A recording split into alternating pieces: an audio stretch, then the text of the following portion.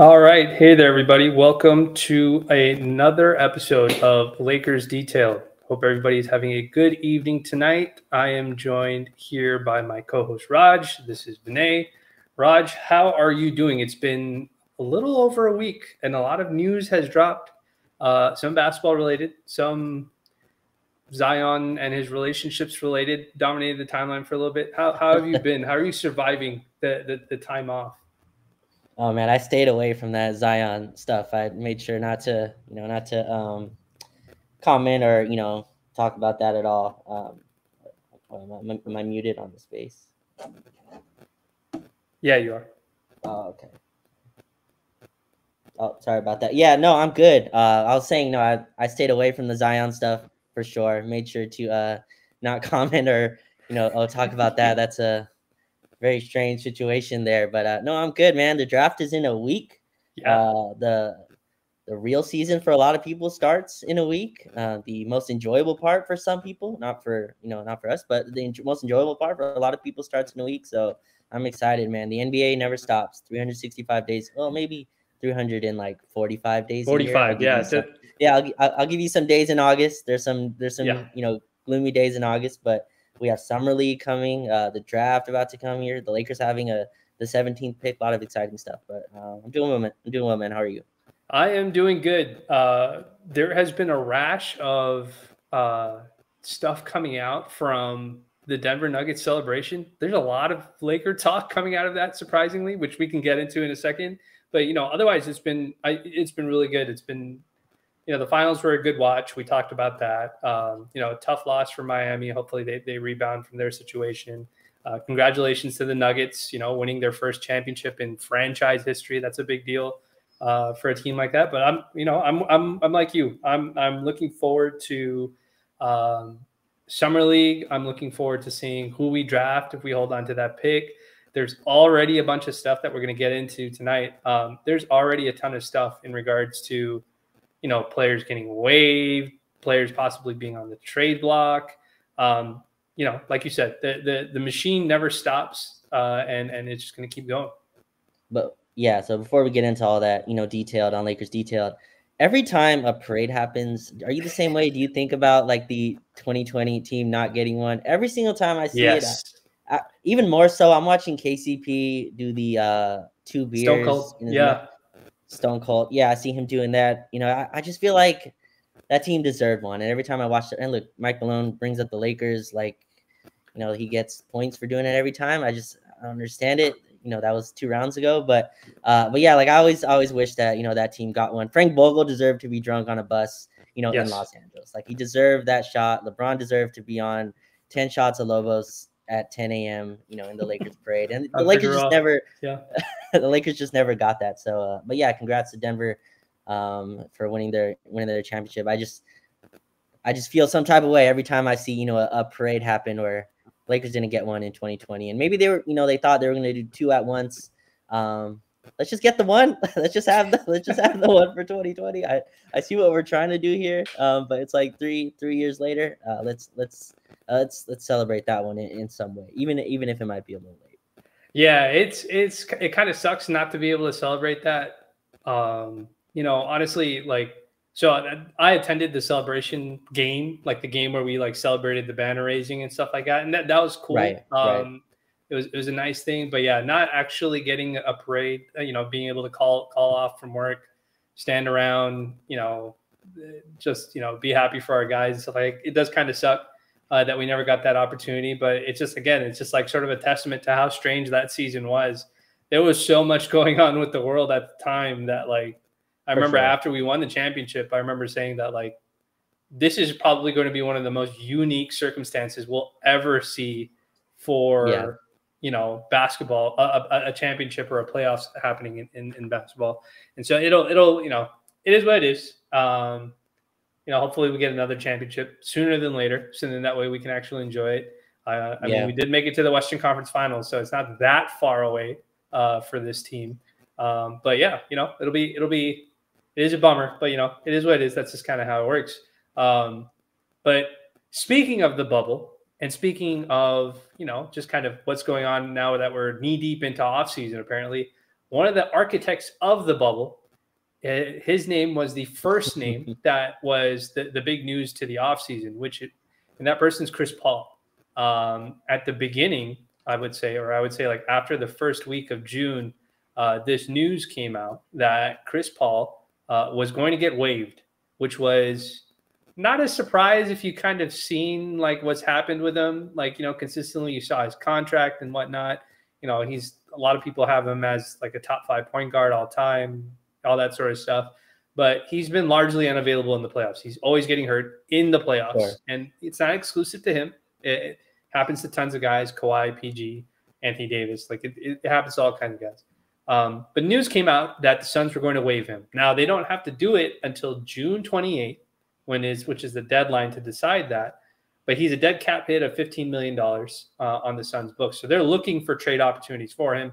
Or else they're just going to waive him and save a ton of money by not guaranteeing his contract. Obviously, Chris Paul, his family lives in LA. That was a revelation to me. I was going to tell you this. I didn't know. I found out after. So I knew he was going to get waived. I was jokingly telling somebody they're going to waive him because they're not going to pay him $30 million. Or they're going to trade him and somebody else is going to waive him. But the one thing I didn't know was that Chris Paul never moved his family to Phoenix.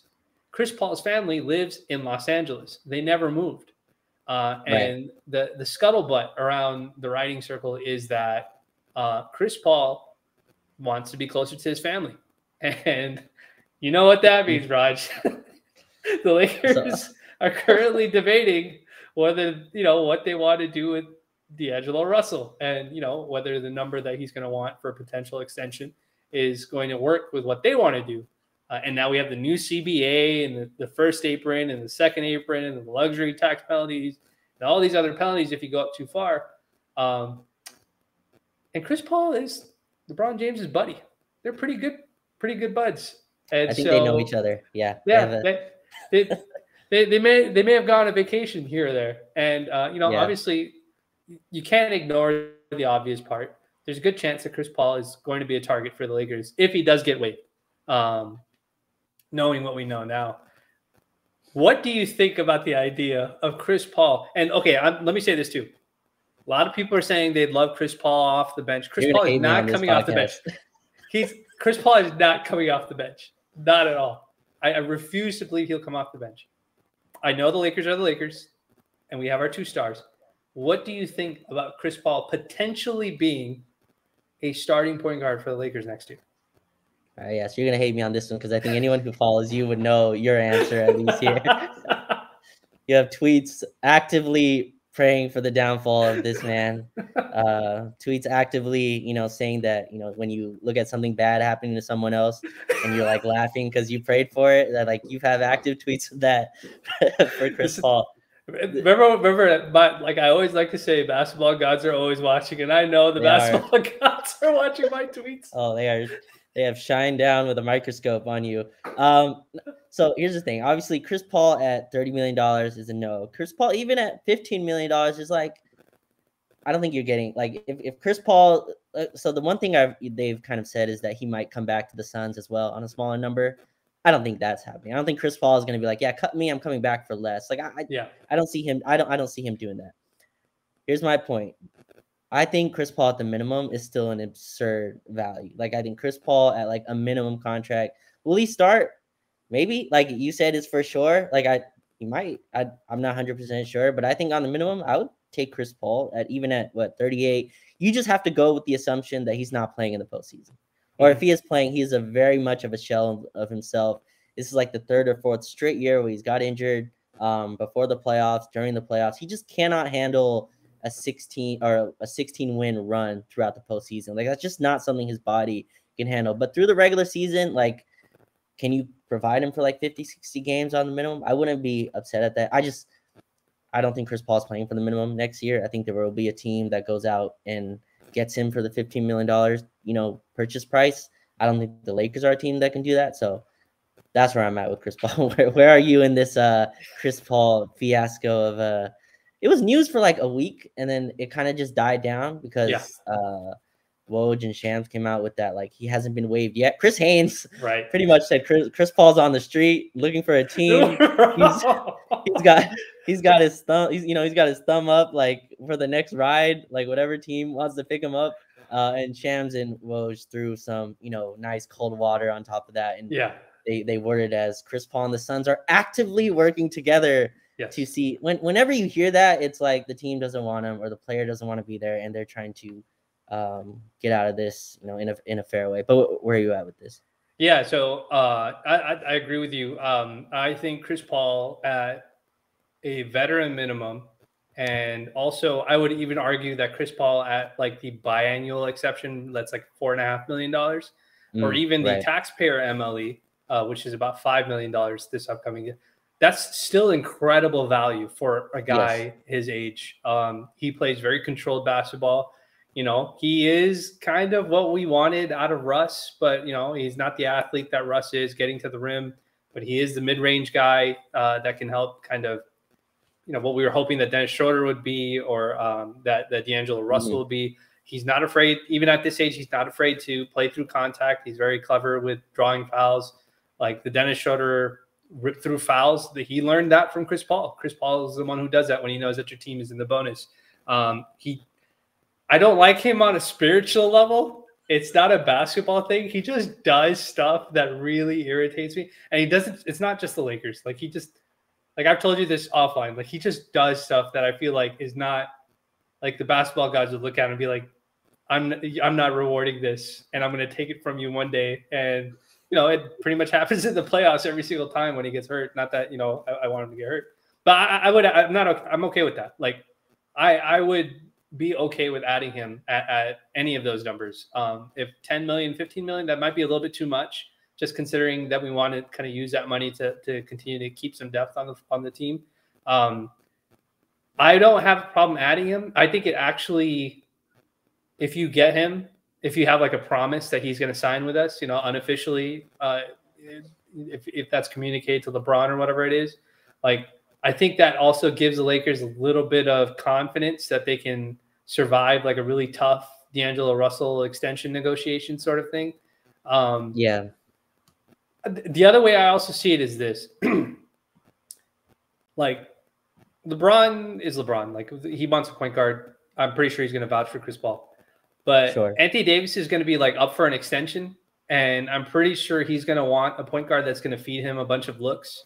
And Chris is good at that. Like he can play a Rondo role that Rondo played for us in 2020, where he's just kind of managing the offense. I don't like the fact that Chris Paul is a traffic cop and he kind of holds the ball too much, but that might be good for the Lakers. A guy who can orchestrate the offense the way that he does. Defensively, I don't think he's terrible. Like I think he's still a pretty solid defender. I wouldn't even say he's below average. I'd say he's like average, if not a little bit better than average as a defender. But he is small. Chris Paul's not a big guard, which is an issue. So there is that issue that the Lakers run into. So I'm not against adding him. I am against adding him if we're going to be like keeping D'Angelo Russell, and obviously we're going to have Austin's going to be coming back. You've already given us a lock for that, and we bring back Dennis Schroeder, and we sign Chris Paul. Like that's too many guards. So if we have to sign Chris Paul and he has to start, but we're only playing him like 24 minutes, maybe maximum 28 to 30 minutes, I don't mind that. And I'm okay with having him at that number. So my issue really with this, at the minimum, I think it's a no-brainer, but the age is at 38. You're going to be load managing Chris Paul. You're going to be load managing LeBron James. Like it's already a ton. Let's just say both of them start. Two of your starters, you're already load managing, right? And I think at the Rondo role, that totally makes sense. I actually like that comparison a lot. He might be even a little better than Rondo was. Yeah, he can shoot. I think Chris shot like 40% from three, I want to say, like last season. So he can make an open look. And he's still one of the best mid-range pull-up jump shooters in the league. Like that, he's still super efficient on that shot. That's still a shot that he can get to. In the playoffs, for some reason, that died against Denver, which is strange. Denver's the one team that like you should be able to get to that shot against. That was like the first series, Vinay, I've seen where teams were daring Chris Paul to like shoot when he was healthy, right? This is one of the few times I've seen where teams are actually daring him to be an offensive player. But I think at the minimum you can't really go wrong. It's just that I don't want to trade anything for him. I agree. I don't think this makes D'Lo as expendable as maybe it thinks. Like, I still think you need talent in the regular season to get through the run that a regular season is, just that grind. I do think you need players there. That's why I like guys like Jared Vanderbilt, even Malik Beasley, if he's here. Like, those are dudes that just get you through a regular season. Chris Paul, you're trying to put in ice until the postseason, right? Theoretically, both of us are saying that he's not going to be available in the postseason because that's just what history has told us. But I mean, if you get a 38-year-old guy, he's obviously coming to ring chase. So obviously he wants to be prepared for a playoff run. I think that's okay. My only issue is, I think you've talked about this. Load managing multiple people is so tough. Anthony Davis is not going to play, 70 plus games. That's just not, I guess, in his repertoire right now. LeBron James obviously might not even play till December with the foot surgery thing. Chris Paul, again, like, I just think there's going to be months within time that he's going to miss.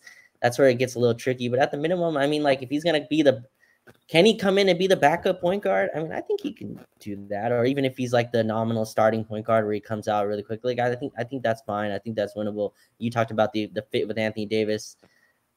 I think that's probably Anthony Davis's best pick and roll guard partner that he's had, like, just in terms of like history. I think that'd be a fun combination for like 30 games. I think like Chris Paul, LeBron, and AD would probably play 30 games combined together.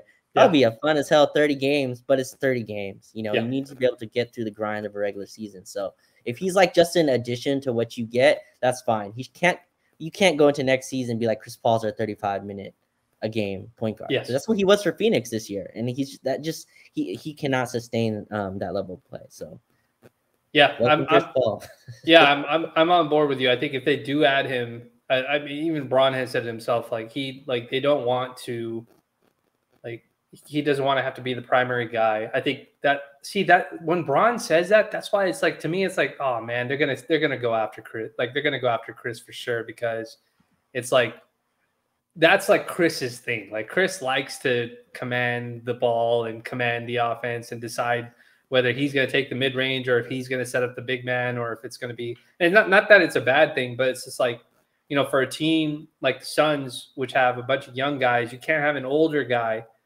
run the offense, because he runs at a different pace than the rest of the team does. And you can see Booker, when Booker has the ball in his hands and he's kind of playing de facto point guard, he's just going off, scoring quickly and getting right to his spots. But with Chris, with the Lakers, AD's not really getting up and down the floor super, super fast. Bron is kind of a little bit more methodical with when he wants to attack and stuff like that. If it's outside of transition, I could see him being our point guard, and we'll have two young guys. If it's Vando and Austin are the other two guys that are with him, there will be some young legs around them. It just won't be what it is. But I agree with you. I think if they're going to do something like that, and if he's going to be a starter, which I think any team that gets him, I think he's going to want to start. I don't think he wants to come off the bench. I think he has a lot of pride in himself as a player. Russ was like that too. He wasn't going to go to any team after he left the Lakers that wasn't going to start him. And, the Clippers offered him that or whatever. And so these guys, I think that's a big deal to itself. So I'll be very interested to see how this sort of works out. So Chris Paul this year, 14-9, 38% from three. I mean, those are still really solid just numbers, especially not just for a guy that's 38. That's just solid for your second guard or a third guard, 32 minutes a game. Do you like him as I know this might be again taboo in your area, but as a guy that Austin Reeves can kind of pick up from on in terms of not all the stuff, you know what I mean? Austin Reeves is obviously going to be your secondary ball handler, maybe main ball handler a lot of nights, but I'm not sure there's a better guy you can pick up from than Chris Paul in terms of just pick and roll, learning how to read defenses and stuff like that. I think LeBron you can learn in different ways. LeBron goes about it in different ways. Chris Paul is more in terms of Austin's ability to read the floor, be able to attack defenses in different ways. I think that's a great guy to learn from. And do you like this lineup, I guess, Renee? Chris Paul, Austin Reeves? Because I think Austin and Rui, to me, are going to be pigeonholed into whatever main lineups we create. Yeah. So that gives you two there. Obviously, LeBron and AD. Chris Paul is the other guard. I mean, I don't hate it. It's still very old. I worry on the defensive end. I worry about transition defense as well, right? And I think that we were terrible at. Chris Paul, I'm not sure helps that in a great regard. He's a guy that wants to play very methodical, wants to walk the ball up the floor. I mean, I don't hate it. Again, I think Chris Paul should not be like one of your mainstays of your decision making this summer. I don't hate the basketball fit. All the other stuff, the injuries, like that's the part that to me that gives me, that gives me questions, because you add a 38-year-old to a 39-year-old, like it feels very I don't know, like 2012-ish, but like and giving it to the 2022 Lakers, like that wouldn't be fair either. I don't think Chris Paul's mellow in that scenario yet, but it just feels like very old, and I think in a league where you just watch the NBA Finals, man, you watch Denver just be athletic at every freaking position, and you're like, yeah, our answer to Jamal Murray is, Chris Paul is 38 years. No, that is a problem. Yeah, he's not. D'Lo is not an amazing defender, but he is somewhat athletic. He's somewhat youthful, and defending younger guys becomes a problem. We can't keep Austin on every single one. And honestly, like adding Chris Paul, like it changes the dynamic of how you have to figure out your lineup rotations too, as well, right? Because for exactly what you pointed out, our transition defense is probably, I would say, the number one reason that we lost, like number one or number two reason that we lost to Denver is our transition defense was horrendous. Like we couldn't stop. The guys are going coast to coast on us. Role players on the Denver team were going coast to coast on us. Like Chris Paul doesn't help that. Like we're just playing even slower than we are. And obviously with D'Lo, he's faster. He'll shoot the transition three. He won't walk it up the court. He'll advance the ball up the court, if he sees an open look or an open opportunity. So that there is a basketball philosophy part of it that the Lakers would have to figure out, even with just their starting lineup. Like you can't really play Vando. I mean, he is a good athlete, but you can't play Vando unless he's going to be primarily just a defensive role. But then if it's just Austin and Vando getting back on defense, that's not enough size to protect, protect your team. Yeah. And so it would be interesting to see. But, all in all, I think they're definitely going to kick the tires on him. Like his family being out in LA, he's almost 40 years old. Like he is friends with Bron. Like I think if somebody offers him a ton of money, he won't go. Like he'll go to whatever that team is. But if his market isn't that great and his market is a veteran minimum or the taxpayer MLE, which is $5 million, like he'll probably ask the Lakers, like if you offer me $5, I'll come to you guys. I mean, who's really out there taxpayer MLE wise? Who's really out there that's better than Chris Paul that can give us better value than Chris Paul basketball wise? He's in my opinion. Yeah, he might be up there, and I don't know. Do the Suns want to lose him for nothing? I mean, I think that's in a place where you've already, you've kind of gutted your team for Kevin Durant, as they should have. It's Kevin Durant, but like your team is very low on, stock of which you can kind of move around. You let Chris Paul just go into the waiver, as a waiver. I think that's a tough situation for them when they're in a win now mode situation as well. Yeah. Obviously, DeAndre Ayton's situation, we'll see if they trade him. I feel like the Suns are going to try to get something for him. For sure. And I feel like, and I think someone will bite on whatever that is. So whether that's Milwaukee, whether that's, Boston has this point guard situation, I'm sure that they're going to kick the tires around. Milwaukee as well. I feel like Milwaukee was linked to Chris Paul a while back or something like that. Yeah. So maybe they go out. They were linked in the Bradley Beal situation. Strangely, doesn't make sense to me, but okay. We'll see. So like I think someone will take the bite on Chris Paul, who's again still a solid player. It's just like it's deja vu every single year. He just gets hurt, right during the right in the playoffs when they need him, and that's just tough for a winning team to go into a season knowing that Chris Paul, even if you bring him in on the minimum, he's going to be a vital part of your team. Whatever you're doing, Chris Paul is going to be involved in that. And if Chris Paul is not available when the games matter, that's just a tough situation. But I still think a team bites. I just don't see Chris Paul playing for the minimum next year, and he's probably not a Laker if that's not the case. Yeah, I think that's fair. I think that's a fair way to think about just kind of what his market is going to look like. I do agree. I think they're going to try and find somebody. There's going to be a team out there that's going to want to trade for him just to waive him. Also, like they're going to send something back. So I don't think the Suns are trying to go out of this empty-handed. I think if I had to take a guess as to how that conversation went, they called Chris Paul into a meeting. They told him, look, we're going to be moving in a certain direction. that may involve you getting moved. If we can't find somebody to move you, we may have to waive you. And, you know, like that, I think that was a conversation they had. And the first thing that happened after that conversation is Chris Paul texted Chris Haynes, yo, they're going to waive me. So go ahead and tweet this out so we can get ahead of this. And I think that's basically what that happened. And you know, the Suns front office, James Jones, whoever it was, went to Woj and went to Shams and said, no, we're not waiving him for sure. We're trying to figure out how we can get something back instead of waiving him for nothing. But it's funny to see like how the lines of communication, you could like, Raj, it's getting so bad, dude. It is getting so bad nowadays that you could tell by the tweet, like the way the tweet is written, like who's feeding the information to the person that's tweeting it out. So it's like, remember we were talking about like the lineup stuff, and you and I were talking about the lineup change. I was just like, isn't it strange that Chris Haynes said Chris Haynes is talking about the two other starters that are going to be joining LeBron James, Anthony Davis, and Austin Reeves? Like, who talks about Austin Reeves as part of that trio? Like, clearly it's coming from a specific player or somebody very close to this situation. And it's just funny to see kind of, you can, if you pay attention to the tweets, you can figure out what it is. But that's enough on Chris Paul. I think, oh, sorry, you have one more thing to say? Go ahead. I was gonna say, I just love that Chris Paul is like, hey, Chris Haynes, they're, you know, treating me terribly. You know, tell them that, say, I got you. And just right away,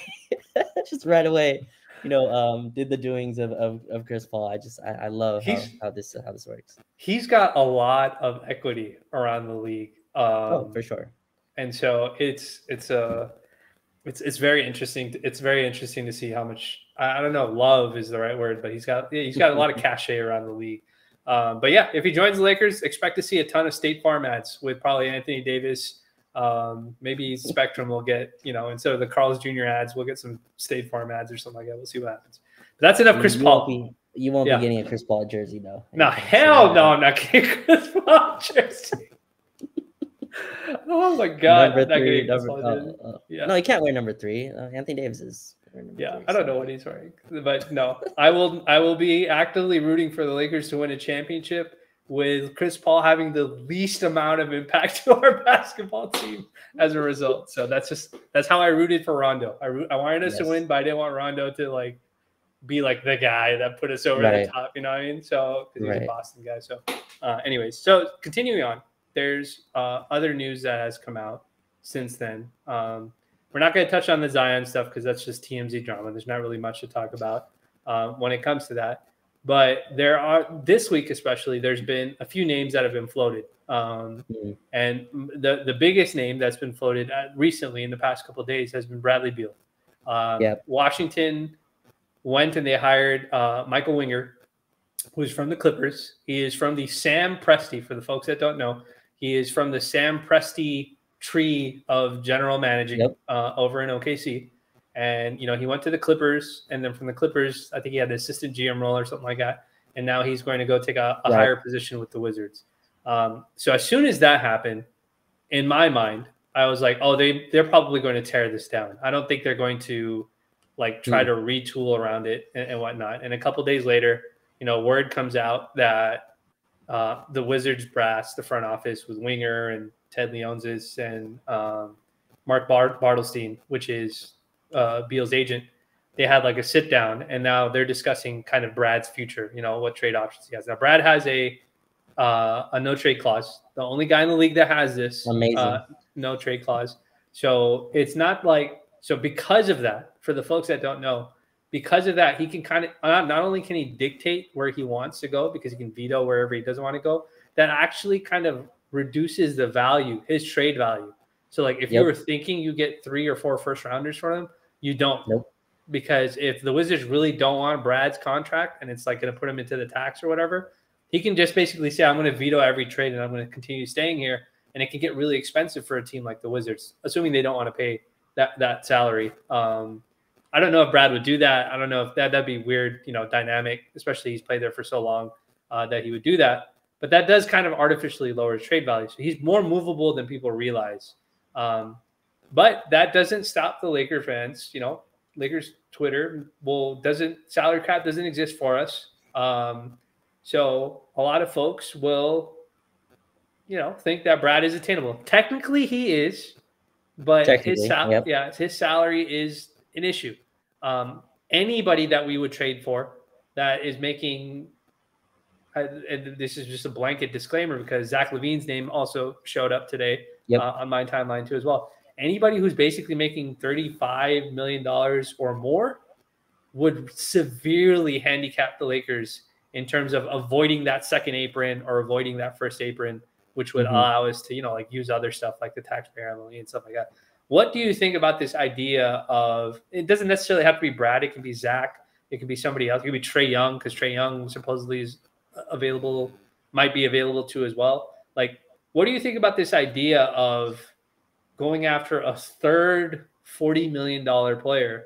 That's the way I'm going to describe it because I think the cap implications are more important than the basketball implications. Implementation. Oh, I can't even say it right now. The basketball issues. What do you think about adding a third $40 million player to this roster? And like, where are you with like the basketball part versus the contract part? So I think we do this a lot with players where when they have these balloon contracts, they almost don't become players anymore. It's just the contract, right? Bradley Beal's name he's synonymously said with like $50 million, right? But that's what he's going to be making. I think Bradley Beal is really good. I don't think he's in the upper echelon of stars, but I think you put Bradley Beal in like the third or fourth role on a good team. I think your team is going to be really good. Bradley Beal he can shoot off the bounce. He can come off screens. He hasn't defended in 2 years, but he's also on the Wizards. So I don't know how much to like. Right. I don't know how much stock to put in those kind of things. You know what I mean? You plug out like guys with a ton of talent from bad teams. You put them on good culture, quote unquote, or good environments where defense is mandatory, not optional. I think those type of things uplift guys with the athletic tools. Bradley Beal knows how to defend.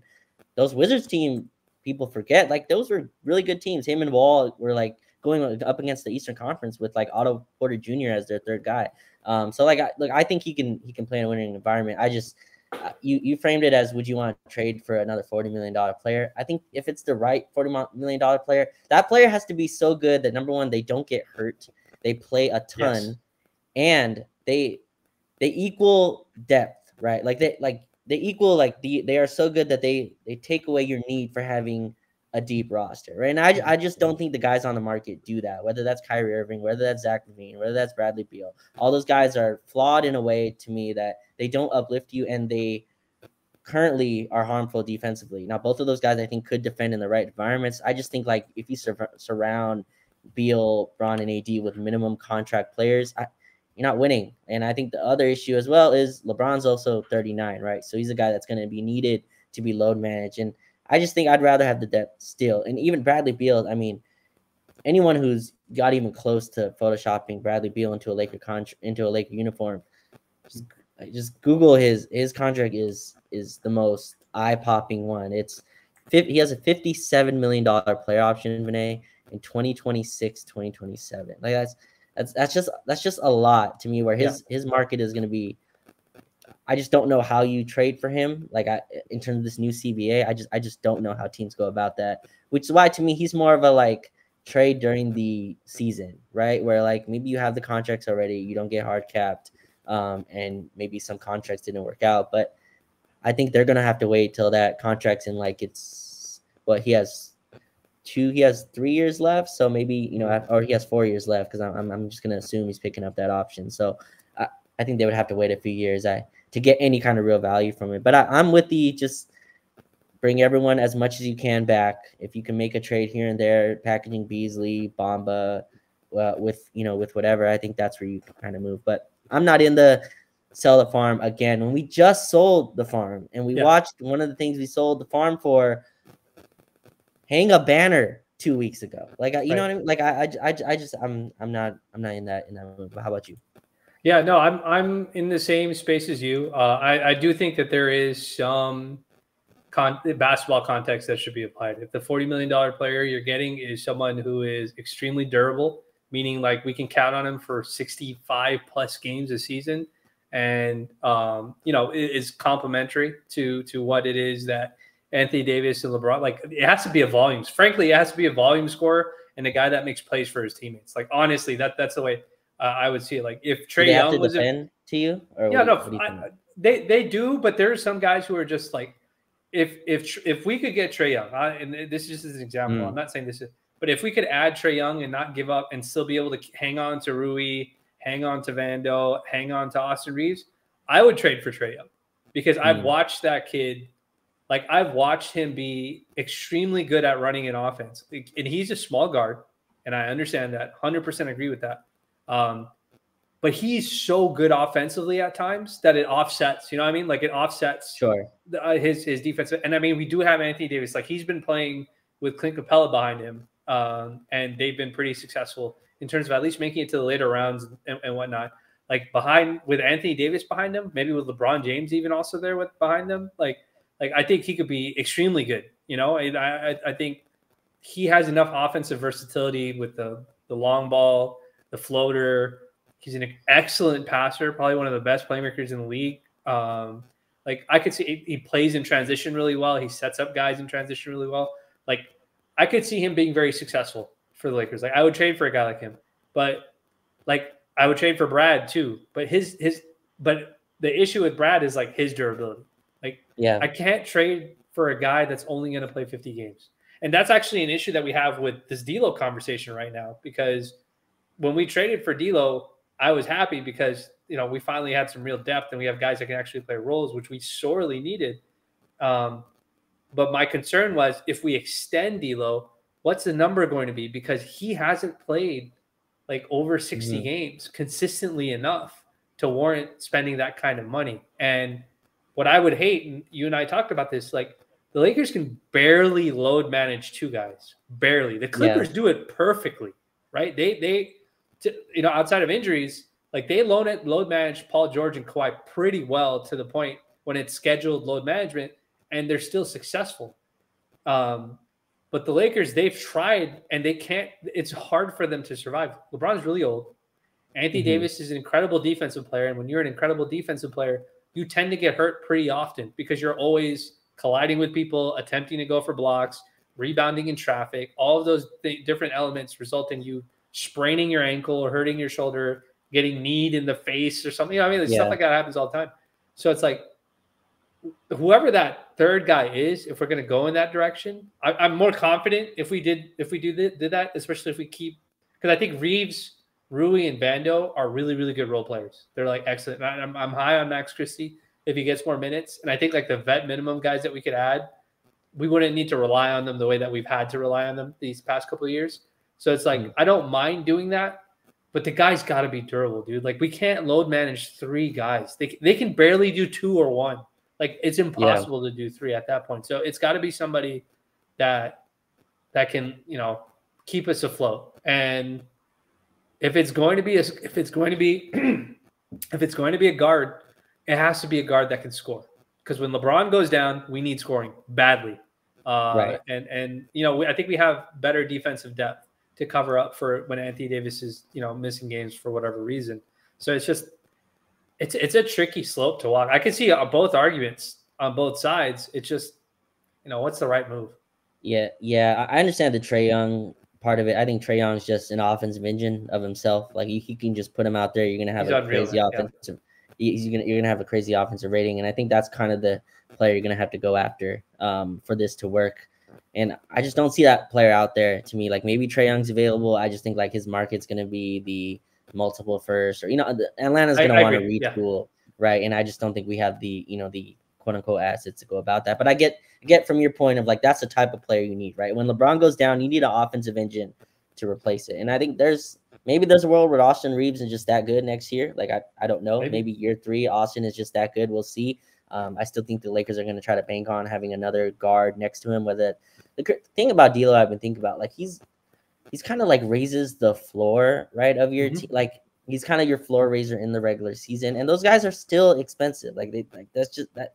The cost of like a starting guard in the league is still, you don't get those for the minimum or the non-taxpayer mid-level, right? Those guys just don't. That's just not what guards like that cost. And the D'Lo conversation is interesting because like you need another guard that's just gonna play, and we'll see if he does. The durability questions are valid, but yeah, like I just don't see a player out there where I'm willing to gut the team, get you into the second increment, and then have, you know, concerns about who else you can sign. Like I just would rather still go the depth route. I think this team I think would deserve another training camp at least. With most of the pieces, I'm sure they're going to move around. You know, they're going to trade some pieces here and there. But yeah, I just like there's no player out there to me that moves that needle for me. Like, oh man, you trade everything to go. Like Anthony Davis, it was clear, right? Like you tear down the Staples Center, which they actually did, and you send that to New Orleans to get Anthony Davis. There's just not a player to me on the market like that right now. Like at least at this current moment. Maybe that changes. Like Bradley Beal to me, like his trade request is not gonna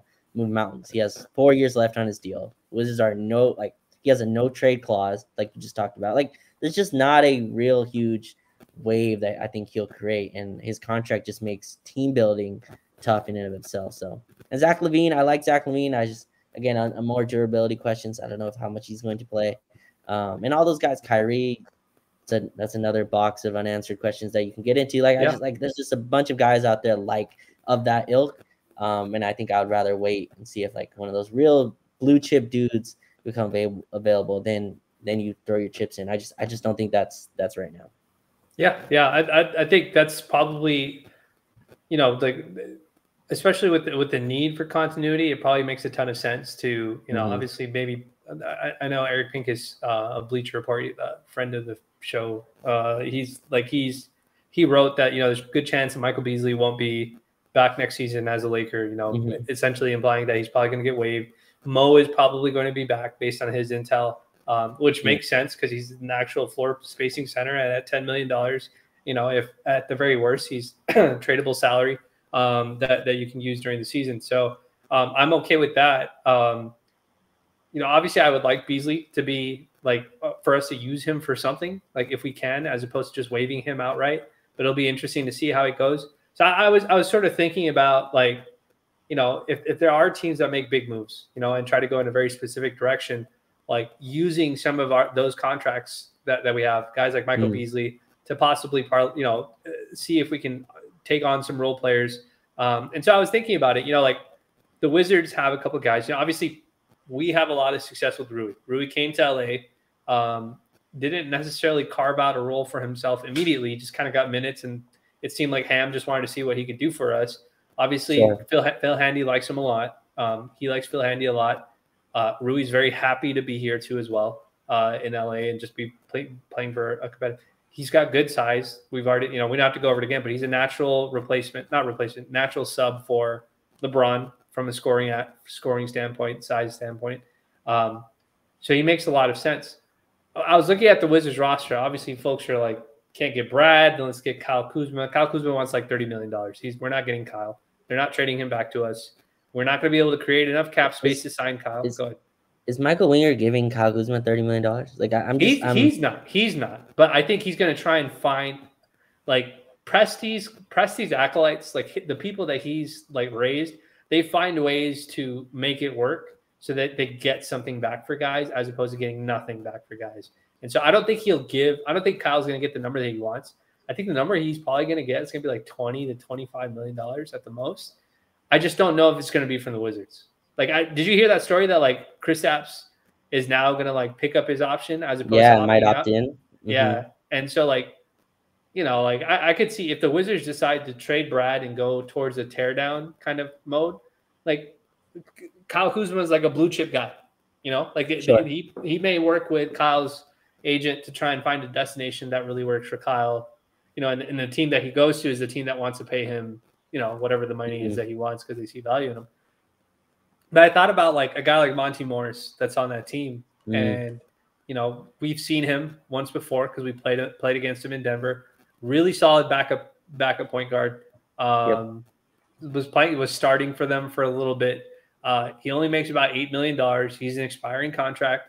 They have another kid, DeLon Wright, who's kind of bounced around the league a lot. Younger brother of Darrell Wright, who's from LA, or from the Valley, I think. And they're two bodies. Monty's 6'3". Darrell is, I think, 6'5". They're able young bodies that we can add to come off of our bench. Like, I would not mind sending Malik Beasley to Washington if they just want to offload those guys for maybe Beasley in a second rounder to add those two guys. Because I think Monty could be a great backup point guard and could step in as a starting point guard in case anybody goes down too as well. Delon just gives you another body, right? Like the Lonnie Walker role, like a guy that comes off the bench, plays defense, moves the ball. Not an extraordinary player, not a guy that like is going to change, win you a championship, but able bodies that have played in the playoffs before or have played in high stakes games before at some point. Like that. Do you think like would you do that route? Like if we're not going to keep Malik, we want to try and move these guys around and see if we can bring back guys that can actually help. For sure, most definitely. And Monte Morris, I think, was also traded in the KCP deal as well, right? That's how he got to the Washington. That's probably what it is, yeah. Yeah. So I think he was in that KCP deal. That got him. No, he's a really nice backup point guard in that Tyus Jones type of mold. I hope that's what they go for. I can also see them like I think this has been floated. I can see like the Buddy Hield Malik Beasley swap where the Pacers move up to 17, and I think the Pacers have like 27 or something like that in this draft, 26, I think. And I can see that swap happening as well. I just hope. I don't think they'll waive Malik Beasley I don't think they'll just absolutely throw away the $15 million contract. Teams just don't do that. They don't throw away because you can't replace that. Once that $15 million is gone, you can't replace that back. So I think they'll try to use him or bring him back, whatever. I'm fine. Even if Malik Beasley's on the roster to start next season, I wouldn't be terribly upset. Again, with that, he's just a floor raiser. Like you can put him in, he's gonna win you some regular season games here and there. People forget he was starting for like the team for like when they were going on their run back to the postseason. Him and D'Lo were actually ones that D'Lo only played for a few games, but like him and D'Lo were kind of the starting backcourt before Austin kind of took that job. So I hope that's the route that they go to. Just bring as many of them back and then package. You said Bamba's likely back.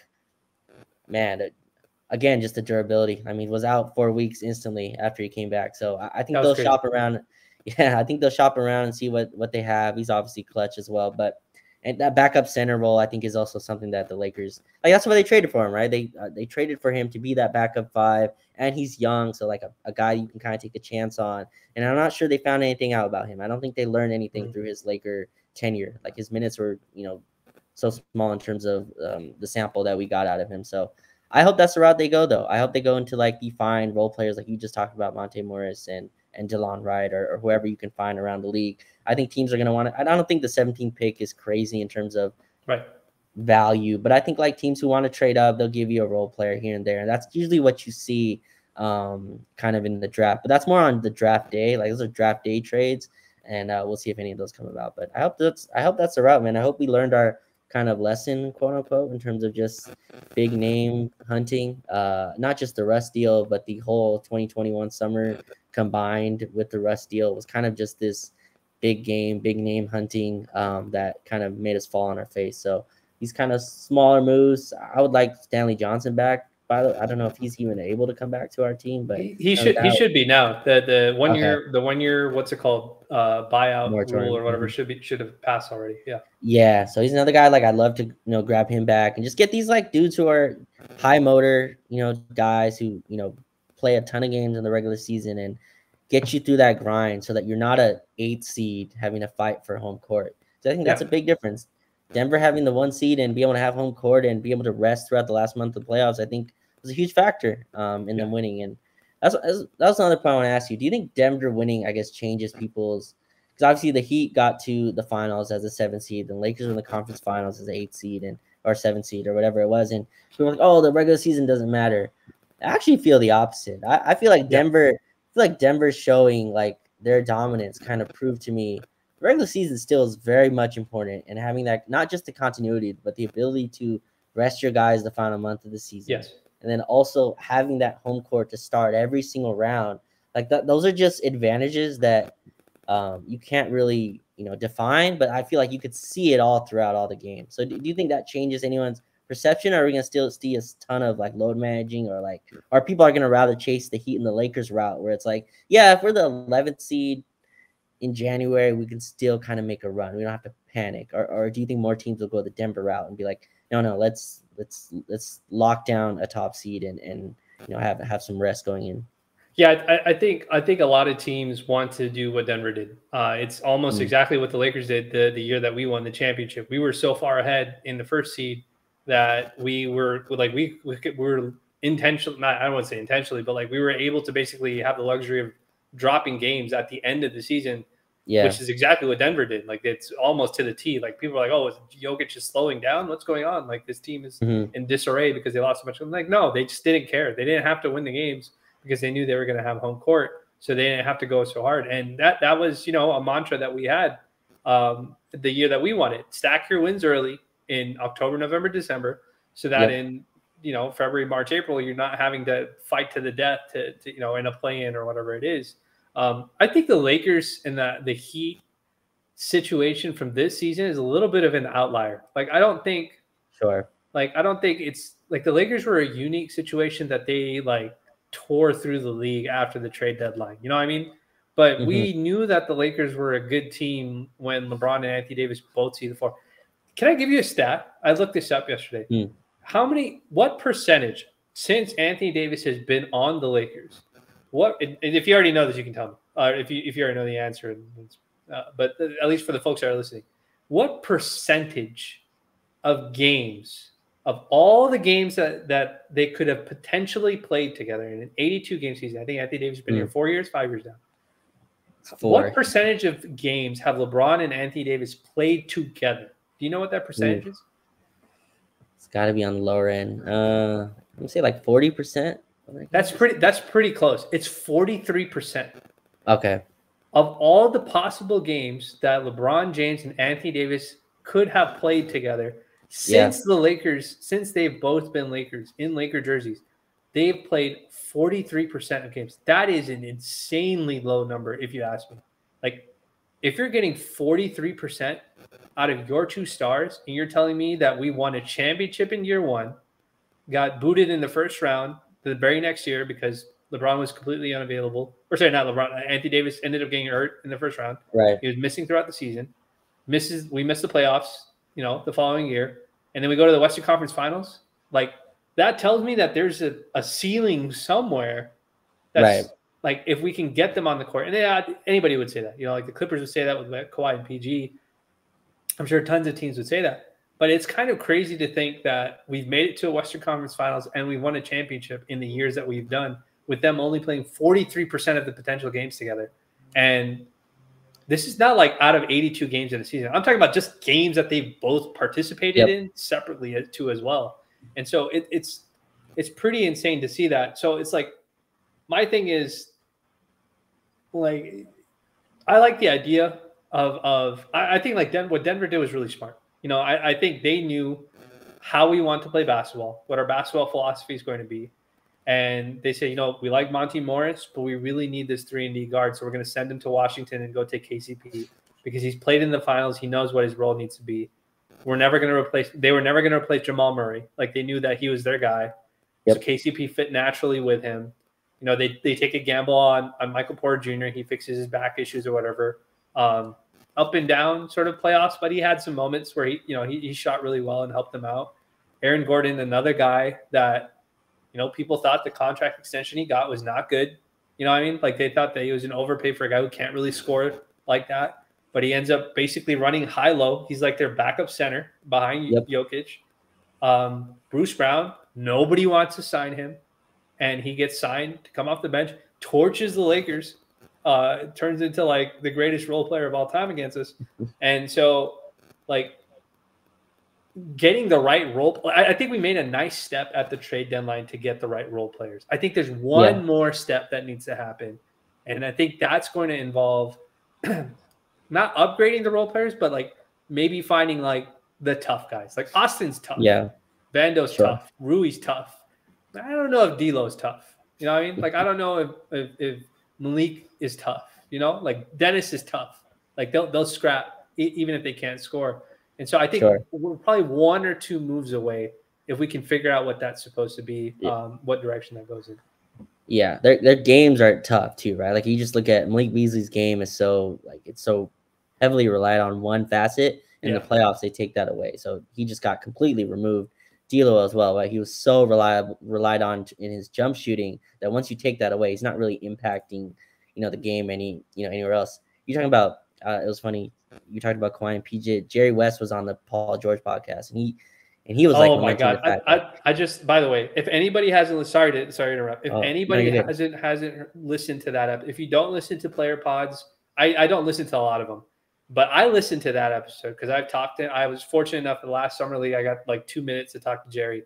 And that is, listen to Jerry's conversation. You may be about to talk about, like, the way he talks about evaluating players is so good. Like, I could listen to him talk about it all day, but go ahead. Well, he sounded like he was waiting to talk, like he was waiting to release like information. Like Paul, like if you listen to that podcast, if you go listen, it's the PG, I think it's called PG Pod or something like that. The Paul George podcast. Paul George podcast. Paul George and his other co-hosts aren't even talking. It's really Jerry West just talking the whole time. He goes into his upbringing and he goes into like he tells Paul George, he's like, I've never seen this before ever. 2 players who just don't play. Like that's basically what he told him. He's like, you guys are 2 of the best players. You just are never healthy. He's like, he can't believe it. That's just like his way of going up. And yeah, if you haven't listened to that podcast, please go do. Jerry West goes very deep into not just basketball, his life, and obviously Kobe Bryant and all that. But I don't even remember where I was going with that. But I just think like that was super interesting, you know, the conversation that he had with him. And like again, like I think there's an interesting question here. You said there's another move to be made. I think we're just like, we've hit a floor, like in terms of like we found out like what we need to hit a floor, right? And LeBron and AD playing is your ceiling. Like you just there's like your ceiling is when those dudes play, you're gonna hit some type of ceiling, but you need to get there. You need to get to the postseason. I just don't know you're gonna do better than D'Lo or Malik Beasley. Or I don't know if there's like a move that the team has like in its back pocket that it can make this summer to where you can, you know, make another step than that. And I think their job, honestly, Vinay, is to get you there. Like the job of D'Lo, Malik Beasley, of even Rui Hachimura, Austin Reeves, maybe in the next tier of that. But their job to me is to get you to that conference finals. In there, your stars need to show the hell up. Like your stars need to be the ones that take you over the top. And if we're being frank, like Anthony Davis and LeBron James weren't good enough offensively. Like they just weren't. They just were not good enough. I was pulling up Anthony Davis's, you know, game numbers, but his like shooting came up in the final games. I mean, 6 for 15 in game 4, 4 for 15 in game 2. That's just not enough. Like to take you over a team like that. So I think the team, like people are, you know, joking about the conference finals. The Clippers have won conference finals in their career history. Like, you know what I mean? Like, put that into perspective. Like, the Clippers have made 1 conference finals in their history. They've had Chris Paul, Blake Griffin, Paul George, Kawhi for 4 years. Doc Rivers was obviously there. Even the other teams, Baron Davis won. Like, it just puts you like how tough it is to freaking even get there. So, I think we're on the right track, man. I would like this team to have another shot. I think it's good enough. I think if LeBron James is your number 2, you're kind of gambling anyway. Like you gotta see if he's gonna be healthy. But yeah, I don't even know. That was a long ramble. It's just I hope we don't throw it away. So I was gonna say. So Jerry says on that podcast again. Please go listen to that Paul George podcast episode. It's extremely good. I would do a disservice by paraphrasing what Jerry West is talking about. But there's a portion in that where he talks about where somebody asked him specifically, how do you evaluate the player? What do you look for? And Jerry gives this answer where he talks about, he's like, I love watching guys where when I look at them, I know that if there was a loose ball, they would go after it. Like he said, like even in practice, like I know he's not going to go after it in that practice, but I know that in his nature as a player, that guy's going to get after it. And he talks about how like those kinds of players are like the kinds of players that win you championships, essentially. Like we dilute it down to like the way I always try is like, I want guys that'll scrap. Like even if I can't score, I'm going to fight you tooth and nail to try and win these possessions. Like that was like, I would argue like that's how Miami made it to the finals.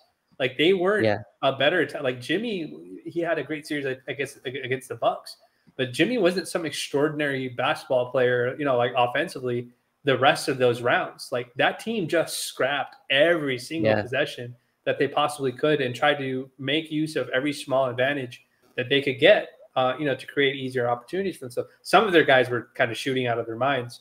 So there's definitely that part of it. But so Jerry talks about that. And I feel like when we made the trade, we got Vando, we got Rui, Austin gets elevated into the starting role. We added 3 guys to a rotation that will scrap, you know, with next to our stars. But like you said, you know, the offense didn't show up. Even with Anthony Davis not showing up, like even Braun had, you know, some suspect offensive games. those games all came down to the wire. I could argue that it was just, our role players couldn't come through the way, which is why the D'Lo conversation is so big right now. Like, that kind of stuff matters so much. And if you're a Lakers fan, historically, you just kind of know that, like, this idea that role players don't matter. Like, I always think that it's actually, I think bad. I don't want to call them bad Laker fans. I think fans who don't understand how important the small things are in basketball, they'll always turn around and tell you that you just need 2 stars. As long as you have 2 stars, anything is possible. And to some degree, that's true.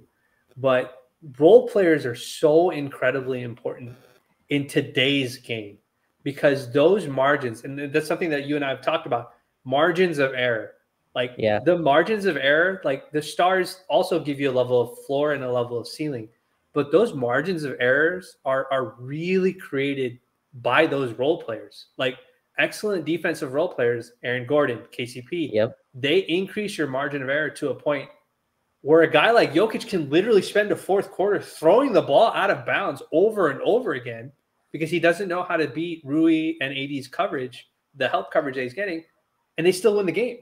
You know what I mean? Like, those fourth quarters, the Lakers had them like, Jokic was having trouble. Like, I know the game 4 or whatever, he was throwing up the circus shots and stuff like that against AD. But, like, those games in Denver, like, Jokic was trying to set up Aaron Gordon and literally just throwing the ball out of bounds. Lakers just couldn't score, so that's why he lost. But those margins of error don't happen for Denver without a guy like Aaron Gordon playing defense. Without KCP stealing the ball. Like, KCP basically had the game-clinching steal in the finals against Jimmy Butler. And that's the kind of stuff you have to have. I think we're right there. We just need to find the right role players, the guys that have, that are battle-tested in the playoffs, but they just necessarily weren't a good fit on a team like Atlanta or on the Sixers that may be a better fit. And I'm just throwing out these teams. I don't know if they have anybody available, but, like, that would make more sense next to LeBron and AD. And so it's just like, you listen to Jerry talk about it, and it's just like, bro, that makes so much sense. And as an aside, like, hearing Jerry talk about that, like, the way he talks about basketball, I was just like, bro, I'm so sad that he's not part of our organization anymore, bro. I was just like, like, it's just, he has his other side. Now I'm basically doing advertising for them, but, like, he has his other side. Paul George says one of his favorite stories with Jerry West is while he was shooting around in practice doing his drills, Jerry West tells him that if you're going to attack the rim, he tells him that his feet. He has to straighten his feet because his feet were out of whack. And I'm like, dude, like, this is like me and you talk about stuff like, it's only like, dude, when he's running this pick and roll, he's not even looking in this direction. So we know this pass is not coming. And people are like, oh, how do you know that? It's like his Dennis Schroeder conversation. I was just like, I can tell you by the way that Dennis is dribbling the ball, he's not passing this ball to Anthony Davis. Like, he's looking to score the basket. And it's just, we talk about AD like that. We're like, I've told you before, in the first quarter, I know whether AD is locked in or not. Like, I can tell by the first quarter. Biggest tell. Whether he's not. And it's just like, that doesn't make us like experts, but it's just like, you watch it on that level of detail, you understand why role players matter so much. You understand why Vando's motor, like, we don't want him to play because he can't shoot and they're playing off of him, but you have to understand his motor is so important, because if AD doesn't feel like rebounding that game, you're gonna want Vando there, because we can't ask LeBron to do it because he's really old. And so, it's fascinating to see that. And my whole rant or my tangent was like, I think we're right there. I don't think we're that far away. I think there is one extra layer, which I'd love to hear your thoughts about. There's one extra layer. Like, Bron's going to be 39. Okay. Like, we don't know what he's going to look like, whether he gets foot surgery, if he doesn't, when he comes back, whatever it is. But it's kind of clear that, I don't want to say he wants to coast through the regular season, but I don't want people to take this in a derogatory way, but he's going to be a little moody about how he wants to participate in the regular season, even within games. Meaning that there might be stretches of games where he just doesn't want to put in a ton of work to go score. Like, he wants to get easy buckets in transition, cutting. Like, he doesn't want to have to go and be bully Bron for 35 minutes or 32 minutes or whatever. Nor should he. Yeah. And AD himself has a mood that he plays with to himself. And if we're going to add a third guy, or if we're going to supplement a third guy with this team or whatever roster, like those guys have to know how to navigate around that. Like I can tell you right now, when Braun doesn't feel like scoring, I already know Austin's going to go and look like Austin's like, F this. I'm going to go take a bunch of mid-range shots, attack the rim, create plays. Like, but I need his backcourt mate to be able to do the same thing.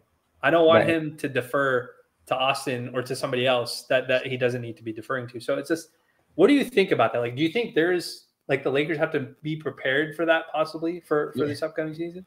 Oh, 100%. And that's why I think like Austin and even Rui, I can put him in this conversation. To me, like their leaps, Austin in year 3 and Rui as this new kind of not Aaron Gordon, but the kind of miniature role in terms of what he thought he was going to be.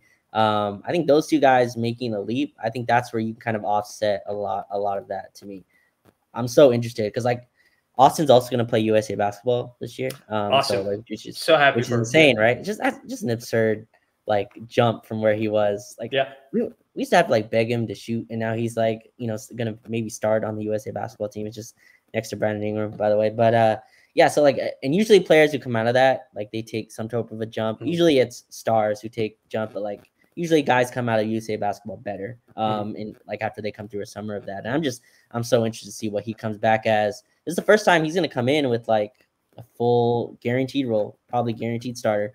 And we'll see what he is as a ball handler. And I think I don't see him slowing down. And I think Rui's probably going to be in that starting lineup as well. And we'll see if his offense can continue. But I agree with you. I think they need another off guard. We'll see if D'Lo is going to be that guy. To me, I think in the regular season, D'Lo's okay in that role. Like I think he's fine. I think if he's going to be your off guard, whatever, 16 and 5 maybe on hopefully good percentages, and hopefully he plays. The health stuff is the thing that matters there. But I think that's what they're going to have to offset that as. Maybe it's Chris Paul on the minimum. I don't think you're going to get a better guard to come in and start there. That's going to be better than Austin. That's going to be better than if LeBron has the ball. And yeah, LeBron's not going to defend every possession. Didn't this season, right? And that's not what you want. Hopefully he doesn't have to be your lockdown wing or whatever it is. Hopefully Jared Vanderbilt can play that role in the regular season. Maybe you find, whoever the 17th pick is, if that's a guy that can maybe contribute. Max Christie hopefully can contribute next year. And just a deeper roster where you can hold a higher seed to where you're not fighting for your life in January, February, March, where every game is a playoff game. And I think that took a real toll. I would have loved to see, if this roster would have been able to got a little bit more of like a rest advantage to where they didn't have to die in every game from like the last minute of a playing game to jump into the postseason. Like I just would have loved to, like Lakers were doing this in the playoffs. Like we would just throw playoff games, like Game 5 in Memphis. Like, nah, we're not going to, not going to do this. Like, let's wait till we get home. Game 5 against the Warriors. Yeah, like we're just not going to do it. Like, they had to do that just to gain any type of rest, and that they could have, or they would not have made it. So, yeah, look, I like this team. I think we're close as well. I agree with you. Close doesn't count, obviously. Like, of course not. Yeah. So close is whatever you think it means. But I think like this team at least is closer to a title than it was a year ago at this time, which is, a year ago at this time, if you remember, it was absolute mayhem. It was Kyrie rumors. It was, I don't even remember what else, there. I just remember it being the summer of Kyrie. Will Kyrie take the MLE?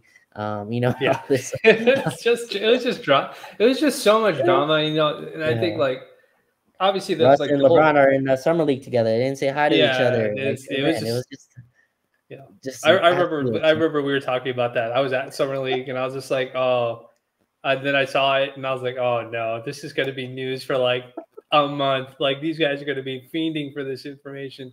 And it's just like, obviously the drama has lessened. I think even with like D'Lo didn't have a terrible playoffs. It's just that Denver series kind of highlighted what his worst, what really he's uncomfortable with. But yeah, I agree with you, man. We're not too far away. I'm not against trying to upgrade some of those positions. Like I think Austin, like the guys that I think should be locks, which I have heard are locks on this roster, are obviously Bron and AD. Austin is a lock. Rui is a lock, and Vando is a lock. And I have heard that those 5 guys are not going anywhere. The Lakers like them. They like just everything about them, just about who they are as players and stuff like that. and the other guys are locks, but not necessarily in the same way that some of these other guys are. And obviously, the contract negotiations will be a bigger deal when it comes to it. So I'm going to be curious to see what it is and just kind of how this sort of works out. I wouldn't put it past the Lakers to, and we haven't even gotten to it, but like the 17th pick, like you and I have both said, I would love to keep that pick. I would love to add a young body to this team, whether it's a big guard, like a, Kobe Buffkin, I think, is a name that's been floated. Jet Howard is another name that's been floated. Whoever's in that, if it's Jordan Hawkins, I like Jordan Hawkins. He's gotten the stamp.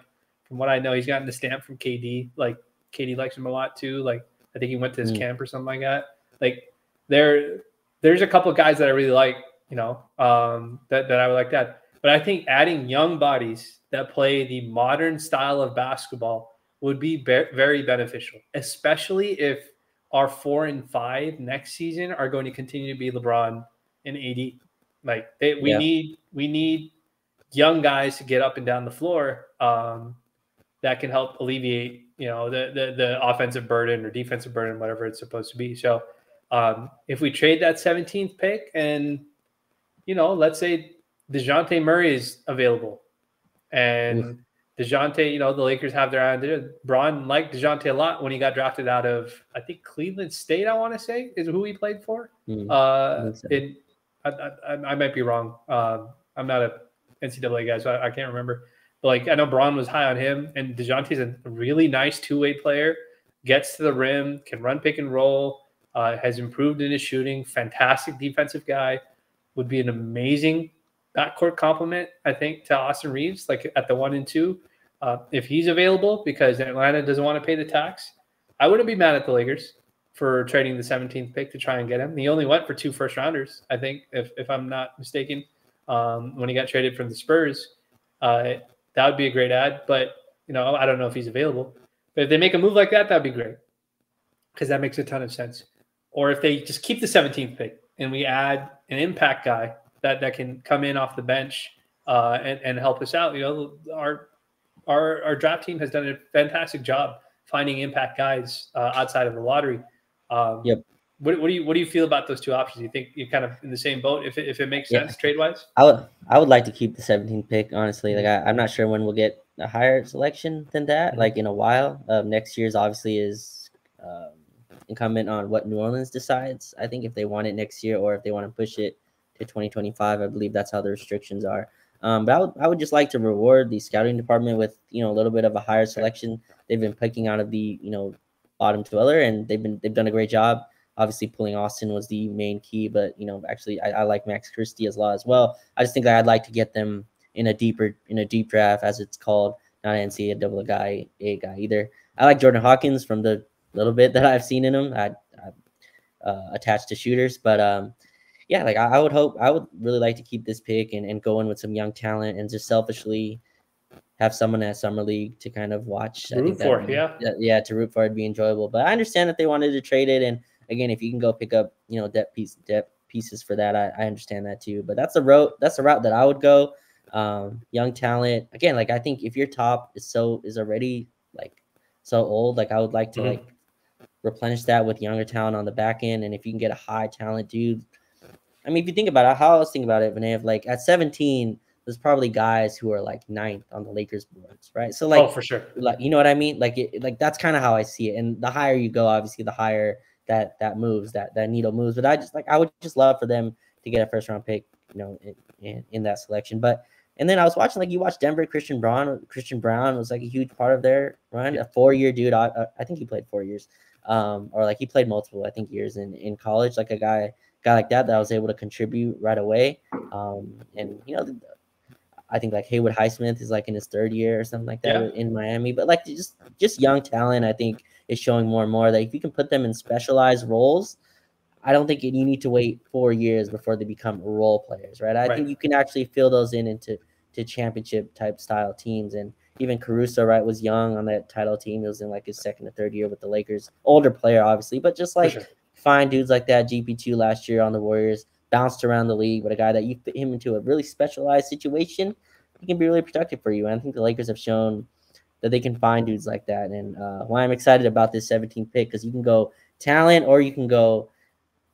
I don't expect them to go like 4-year college guy at 17th pick. Like I think that's a place you actually go for a little bit of upside, but I think you can do kind of both at the same time. There, you named some names. I think that Kobe Buffkin guy is like 17 or something. He's like super young, or like he just turned 18 maybe or something. Lot of young one and done guys, even in the first late first round that are kind of available too as well. Yeah, and I love DeJounte Murray. Loved him in San Antonio. I think he went for 3 first-round picks. Was it? I don't know how many it was, but it was, my whole thing is like, I just salary cap wise, because I keep track of them. Like I know that Atlanta is a team that tries to avoid the tax, and they have sort of a new regime in place with Landry Fields. I think Tony Ressler's kid, like the owner's son, is now like a big part of making those decisions, whether they want to go into the tax, whether they don't. Like it'll be interesting to see just kind of what direction they go in, but maybe DeJounte, like you never know. DeJounte may become available for a team because they actually have, they have a couple guys, dude. Like this is not an Atlanta Hawks pod, but like they have a kid in Jalen Johnson who's really good. They have a kid in AJ Griffin that's really good. Like those guys are going to be buried behind Bojan and DeJounte and all these other dudes, and eventually they're going to have to get paid. Like Onyeka is a perfect example. Like he's stuck behind Clint Capella. He can't play. Yeah. Because Clint is there. So it's like if they decide to move some of these guys, like who knows? You never know when those opportunities can come up. So I'll be curious to see. So I think they move Capella to kind of open up a Okongwu. I feel like that's kind of been floated out there. Do you like Bojan? Is it Bojan Bogdanovic? It might be Bogdan. His or is it? I think it's Bogdan. Yeah. Sorry. Do you like Bogdan on the team? I remember he was connected with the Lakers. I think before they did the Sacramento deal. I believe like he was kind of rumored to be traded here. He's on, I think, like a 4-year 80 or something like that. But is that a guy you think you would like to pry? I'm not sure who we would kind of move for. I guess the Beasley contract kind of fits snugly into that. But he's not a guy I've thought about. I'd trade for him. Like I'd trade for him over Beasley. Like he would be a rotation guy for us. Like he's another guy. I watched him in Atlanta when they went on their run. They would go to him late. You know what I mean? Like they went to him late in games and he would just go and get a bucket for them. Like he's not an amazing shooter. He has some knee problems to himself. But again, you're talking about a guy who's probably your 3rd or 4th guard, maybe in your rotation. I don't mind. He's a 6'6" guy. Like I don't know where Atlanta is with him, but he's on a longer term contract. Maybe Atlanta wants to get out of the long-term salary. There may be opportunities like that. That was what we said was essentially the goal with Russ's contract. Bring back 2 to 3 guys. And if some of those guys are some of those guys have longer term contracts, which was basically Vando, because Beasley was waivable and D'Lo was a free agent, like you should make that trade, because even if for whatever reason, if the Lakers decide they don't want to keep D'Lo or they move D'Lo to somewhere else and they waive Beasley, Vando is still a very good piece, rotational piece that's going to be part of your rotation as a defensive specialist. So, and like, there's no like you have to make up that cost or whatever, but it's just opportunity should be there. I can tell you for a fact that this new CBA, like I don't know if you've read about it, but like a lot of folks have been saying like, oh, this new CBA, you might see a ton of trades. That's not a lie. That's a real thing. Like getting below the first apron and staying below the second apron is going to be a big deal. Like teams are going to want to do that. That's why you're hearing now about the Warriors trading Jonathan Kuminga. Like, I don't know if you've seen that. That's hit your timeline. They're looking to trade Kuminga for a pick. They're not even trading him for players. They want to trade him for picks. Like, getting the salary out is a big deal. And, Lakers have some decisions to make. If they're going to try to do that 3-star model, they're going to be touching that second apron really, really closely after they bring back their guys. So it's not a smart move if you can't navigate with really, really small, really small margins of error. Because like once you hit the second apron, you can't be a buyout destination. So the Lakers can't save that 15th roster spot or whatever it is that they do every single year for a buyout guy. If they're past the second apron, you can't trade out future picks. There's a ton of complicated rules once the actual CBA official language comes out. But it'll be interesting to see, man. I'm very curious to see like what they do with that pick. I think for sure, just historically knowing them, because we did it with like Schroeder too when we traded Danny Green in the first. They're going to float that pick to see if there's a team that has like a serviceable role guy that can help us now. Because I you know, it's Bron. We're on Bron's timeline, honestly. Like, and so we have to figure it out. I'm sure the Lakers want to extend Anthony Davis too. Like, they don't want him to leave in two years, Sure. regardless of whatever Bron does. And so, like, you want to try and bring back guys that can be helpful. And this offseason may be an opportunity to do that. So I'll be sure. But for you and I, we would like to see somebody to root for at the summer league for sure. So along with Max Christie, right? Yes. Like, Max will be playing. I think he confirmed that he'll play. So I'm hoping he has like the Josh Hart summer league. If you remember from a few years ago, Josh Hart had a really nice, dominant. I think he won MVP that summer league, if I remember correctly. But yeah, so, you know, hopefully Max can have, you know, something close, a really fun summer experience. And if you're able to get out there, come out there, it's a really good time. But yeah, you said we're on LeBron's timeline. I'm hoping like the summer should kind of melt into Anthony Davis's timeline as well, right? Like, I think those two things have to kind of start at least blending. But obviously, you know, LeBron's going to want to win next year. He's not going to come back to a team that's not at least trying to contend. So it's going to be a lot of interesting moves. Draft in a week from today, I believe. So things move really quickly.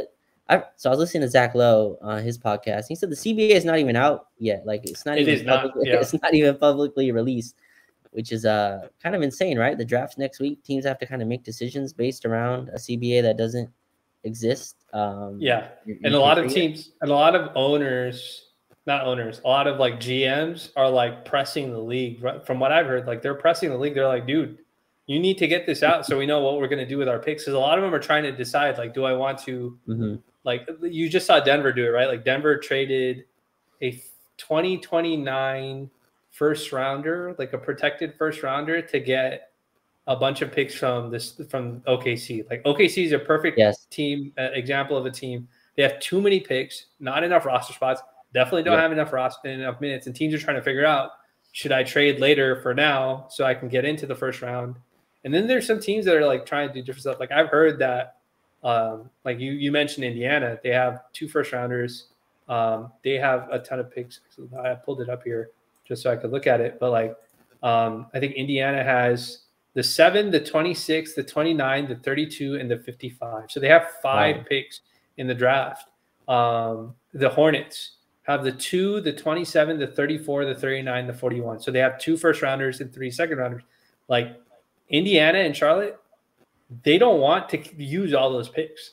Like, they want to get rid of some of those picks. And so if I'm the Lakers, if I can, you know, if the guy that, you know, Joey and Jesse want at 17 will probably be available at 27, and we can get ourselves a couple extra second rounders that we can just add, you know, to the back of our rotation, that could be serviceable guys in the future. Maybe we do that. Who knows?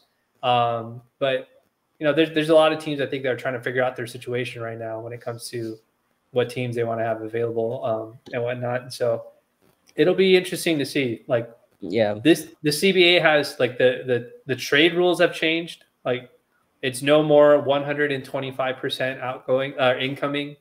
Now it's 110%. Like, so now you have to, like, the salary you take on is much, much closer to the salary you put out. So you can't do so that's a big deal in itself.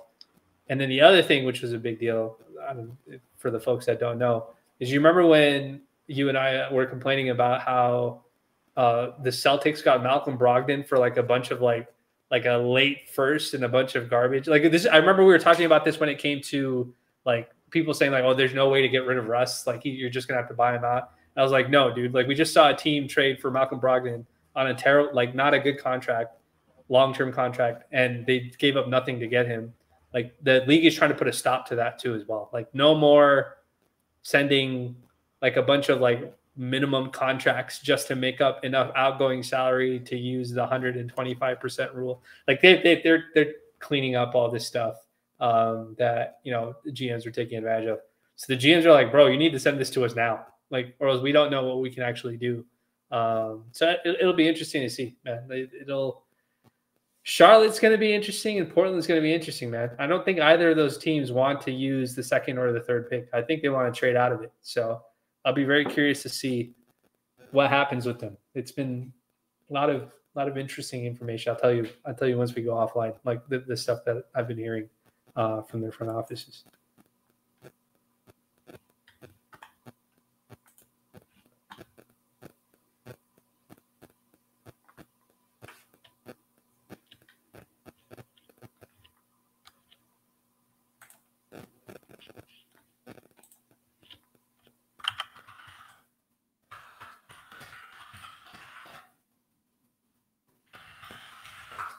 Raj, I think you're muted. There you go.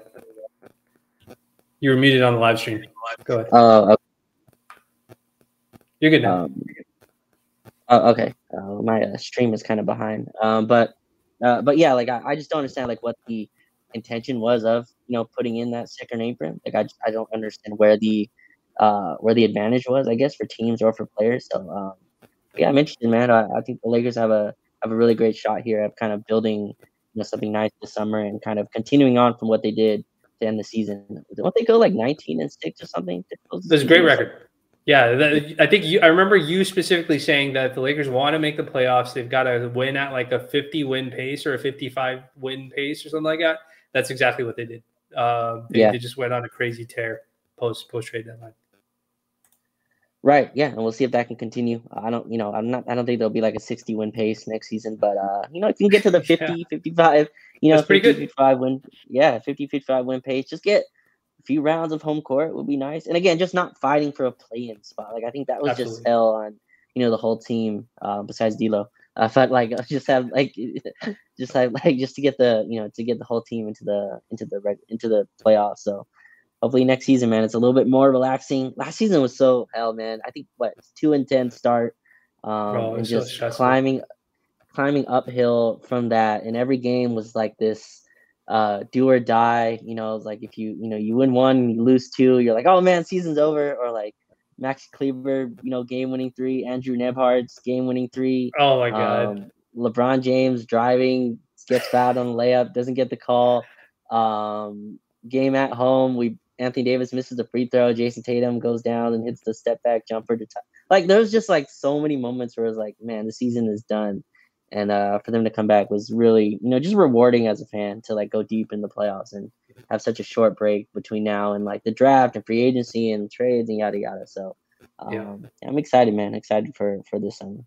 Yeah. So we'll see, like what more news comes out from just kind of this entire, from this week. I think we'll get some more news on the weekend. I feel like as it gets closer to the draft, we may hear about players potentially getting moved for picks. Or it might be quiet, like it'll be interesting to see just kind of what information comes out of this. But there is a lot of talent in the draft if the Lakers go in that direction.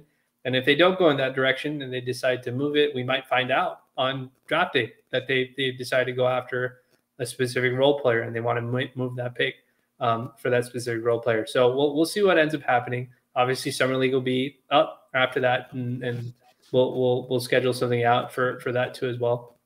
But as always, Raj, this has been awesome. We want to thank all the folks that have joined on the space for spending yet again another hour and a half. That seems to be the right number for us. But we do have some good news that I do want to share with the folks that are in the space. A lot of you guys are regulars.